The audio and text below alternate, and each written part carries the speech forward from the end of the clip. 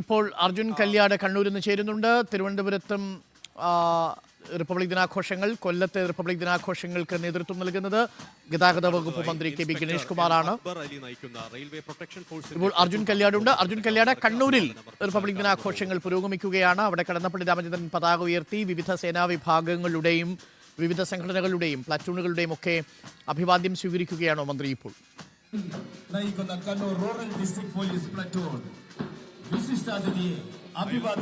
അരുൺകുമാർ, കൃത്യം 9 മണിക്ക് തന്നെ മന്ത്രി രാമചന്ദ്രൻ കടന്നപ്പള്ളി ദേശീയ പതാക ഉയർത്തി റിപ്പബ്ലിക് ദിനാഘോഷത്തിന്റെ തുടക്കമായിരുന്നു. ഇപ്പോൾ വിവിധ സേനാ വിഭാഗങ്ങൾ മാർച്ച് പാസ്റ്റ് നടത്തുകയാണ്.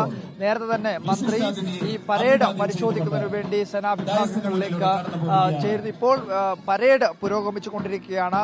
മന്ത്രി രാമചന്ദ്രൻ പള്ളിക്ക് പുറമെ ജില്ലാ കളക്ടർ ഉൾപ്പെടെയുള്ള അഴീക്കോട് MLA KV സുമേഷ്, ജില്ലാ പഞ്ചായത്ത് പ്രസിഡന്റ് PP ദിവ്യ, അതുപോലെ തന്നെ കണ്ണൂർ കോർപ്പറേഷൻ മേയർ മഠത്തിൽ തുടങ്ങിയിട്ടുള്ള പ്രമുഖരായിട്ടുള്ള നേതാക്കളും ഈ കണ്ണൂരിലെ ഈ പരേഡിൽ പങ്കെടുക്കുന്നുണ്ട്. എന്തായാലും വലിയ രീതിയിലുള്ള ഒരു ജനപങ്കാളിത്തവും ഇത്തവണത്തെ പരേഡിൽ എടുത്തു പറയേണ്ടതാണ്.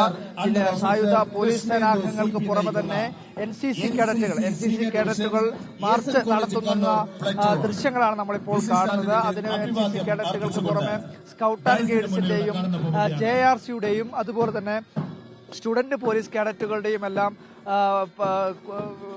വിദ്യാർത്ഥികൾ ഇതിന്റെ ഭാഗമായി പങ്കെടുക്കുകയും ചെയ്യുന്നുണ്ട്.